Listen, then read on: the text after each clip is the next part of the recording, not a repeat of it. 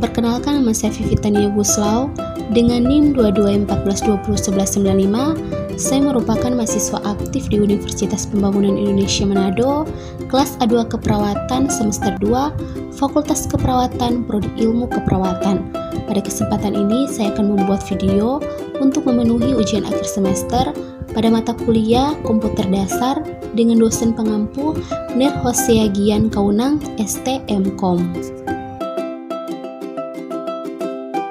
Sejarah komputer.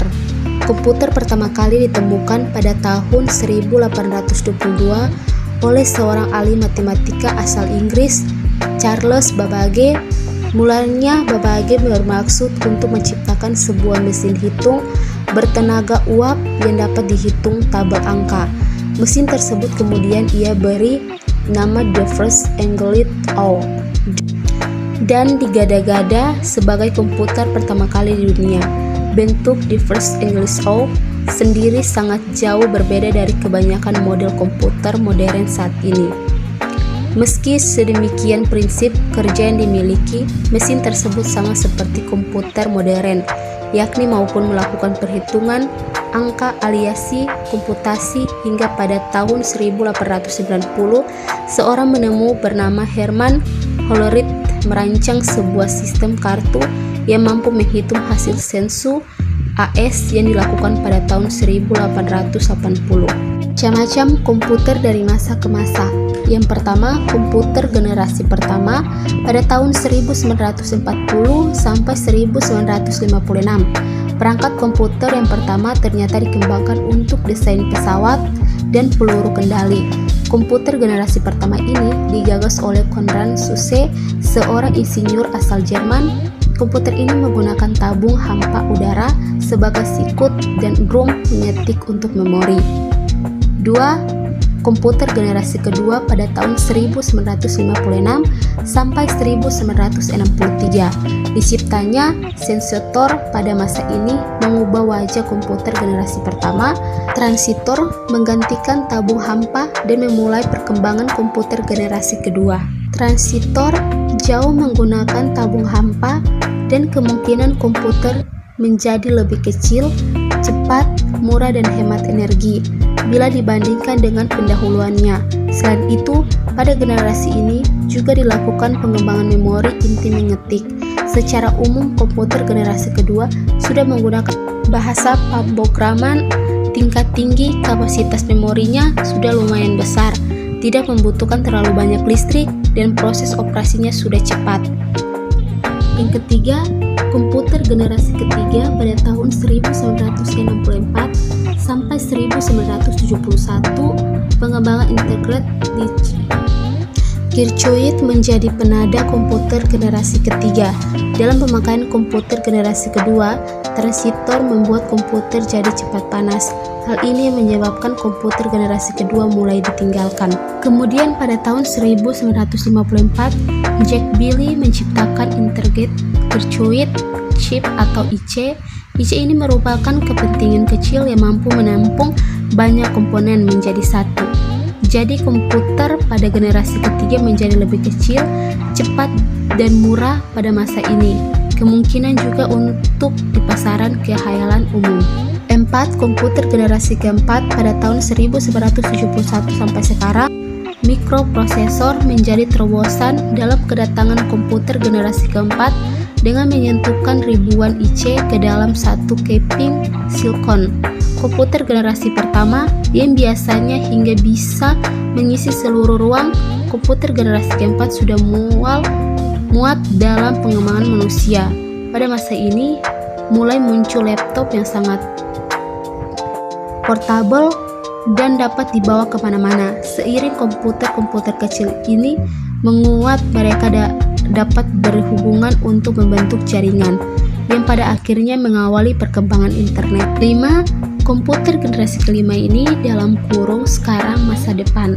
Nah, komputer generasi kelima ini adalah komputer yang kita gunakan ditandai dengan munculnya LSI atau Large Screen Integration yang merupakan pemadatan ribuan mikroprosesor ke dalam satu mikroprosesor. Komputer generasi kelima ini juga ditandai dengan munculnya semikonduktor, komputer akutum, dan penggunaan nano teknologi juga akan berubah besar-besaran wajah komputer yang kita kenal pada generasi sebelumnya. Tujuan dari komputer generasi kelima adalah mengembangkan komputer yang dapat merespon suatu bahasa dan dapat belajar secara sadar. A. Fungsi Hello World komputer. Fungsi komponen Hello World terbagi atas 5 macam, yaitu 1. Sebagai media input atau pemberian masukan data dalam kurung eksekutor. 2. Sebagai pengelola data. 3. Penampilkan inputan dari sebuah proses. 4. Sebagai media penyimpanan data. 5. Sebagai perangkat tambahan. B. Jenis-jenis underworld komputer. Berdasarkan beberapa fungsi tersebut, underworld dibagi menjadi beberapa jenis. Berikut ini beragam jenis underworld pada komputer beserta contohnya. 1. Underworld input atau perangkat masukan, media yang digunakan untuk menginput data yang kemudian akan diproses CPU. Contoh underworld jenis yaitu keyboard, mouse, can, dan lain sebagainya. 2. Underworld pengelola data, yaitu media untuk mengelola data sesuai perintah yang dimasukkan operator. Contoh dari underworld pengelola data adalah CPU. 3. Underworld output, yaitu media pengeluaran atau penampilan data yang telah diproses sebelumnya. Hasil ditampilkan ini menjadi informasi yang diberikan kepada pengguna. Contoh underworld output adalah monitor, speaker, printer, dan masih banyak lainnya. 4. Underworld penyimpanan. Sesuai dengan namanya, maka perangkat ini menggunakan untuk penyimpanan data, baik penyimpanan di dalam maupun di luar perangkat komputer. Contohnya yaitu flash disk, hard disk, dan lain-lain. 5. Underworld tambahan atau peripheral. Perangkat yang digunakan untuk membantu komputer melaksanakan input perintah oleh pengguna, contohnya adalah modem. B. Fungsi software komputer. Fungsi dari software atau perangkat lunak adalah 1. Sebagai sistem pendukung atau sistem operasi dalam kurung aplikasi. 2. Sebagai pengontrol underworld. 3. Menerjemahkan instruksi ke dalam bahasa mesin agar bisa diterima oleh underworld. 4. Mengidentifikasi program. 5. Sebagai penghubung antara underworld dan user. B. Jenis-jenis software komputer. Contoh-contoh dari perangkat lunak atau software antara lain. 1. Sistem operasi seperti Windows, DOS, dan juga Linux. 2. Software aplikasi seperti pengelola kata, tabel hitung, dan banyak lagi lainnya. 3. Pengendalian underworld yang menghubungkan beragam underworld pendukung dengan komputer. Software ini biasa digunakan pada penggunaan barcode, scan di data, beserta lain. 4. Malware seperti virus dan trojan. 5. Perangkat pengembangan software seperti kompilator, bahasa, dan pemrograman, contohnya Pascal dan bahasa rakitan. 6. Pangkal lunak sumber terbuka dan bebas. 7. Software uji coba. 8. Perangkat lunak menetap seperti contohnya yang ada pada pengendalian jarak jauh maupun jam digital. Tipe atau jenis penyimpanan pada komputer dalam kurung media atau perangkat. Pertama, 1.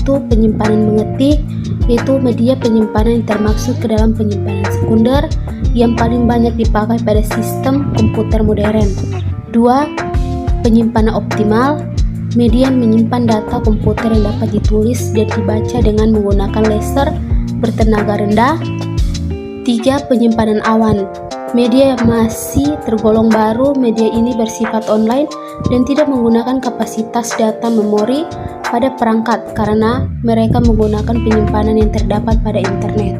Penjelasan terkait operating system pada komputer, yaitu sistem operasi adalah perangkat lunak yang paling penting untuk menjalankan komputer. Fungsinya adalah mengelola memori komputer dan proses-proses yang berjalan di komputer, serta semua perangkat lunak dan perangkat keras Dengan demikian, Anda dapat berinteraksi dengan komputer tanpa mengetahui bahasa komputer. Fitur utama atau penting apa yang selalu ada di setiap sistem operasi komputer. Yang pertama, eksekusi program. Yang kedua, interupsi. Yang ketiga, model terproteksi dan subsecure. 4. Manajemen memori. 5. Memori virtual. 6. Multitasking. 7. Disk scan dan sistem file. 8. Drive. 9. Networking. 10. Keamanan. 11. Graphical unsur interface. Sebutkan dan jelaskan software Microsoft Word. Yang pertama, 1. Membuat dokumen. 2. Mengedit dokumen. 3. Format dokumen. 4. Mencetak dokumen. 5. Penyisipan gambar. 6. Pembuatan tabel. 7. Pembuatan grafis. Microsoft Word atau bisa disebut sebagai Word adalah sebuah perangkat atau aplikasi yang merupakan bagian dari instalasi Microsoft Official. Word sendiri berbeda dengan instalasi Microsoft Official lainnya. Word pada dasarnya adalah sebuah perangkat lunak pengelola kata meliputi perbuatan mengedit dan penyimpanan dokumen. Microsoft Word merupakan perangkat lunak pengelola kata yang banyak digunakan orang dari berbagai macam kalangan. Selain karena penggunanya yang mudah, aplikasi ini juga dapat digunakan di berbagai macam perangkat seperti Windows, Mac OS, Android, dan iOS. Yaitu 1. Pembuatan dokumen penting untuk perkantoran, yaitu Microsoft Word banyak digunakan untuk pembuatan dokumen penting dalam sebuah dunia perkantoran, salah satunya membuat laporan keuangan. 2. Membuat tugas makalah. Selain dunia perkantoran, Microsoft Word juga sangat berguna bagi seorang pelajar yang ingin membuat sebuah makalah atau tugas lainnya. Dengan keadaan saat ini, seorang pelajar sangat membutuhkan Microsoft Word untuk membuat tugas dan mengirimkan melalui email atau WhatsApp kepada guru. 3. Membuat CF. Di dalam dunia pekerjaan, saat kamu ingin melamar sebuah perusahaan biasanya menggunakan CF atau daftar riwayat hidup. CF relatif juga bisa dibuat dengan menggunakan Microsoft Word. Kamu hanya perlu mengatur penampaan gambar, tabel, serta tulisan yang ingin kamu cantumkan di dalam CF kamu.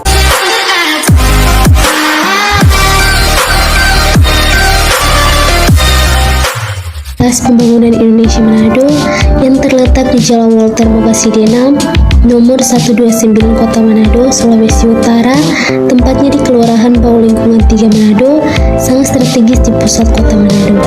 Universitas Pembangunan Indonesia Manado berdiri sangat megah dan memiliki 6 program studi, salah satunya Fakultas Keperawatan yang memiliki 2 prodi, yaitu program studi ilmu keperawatan dan profesi nurse.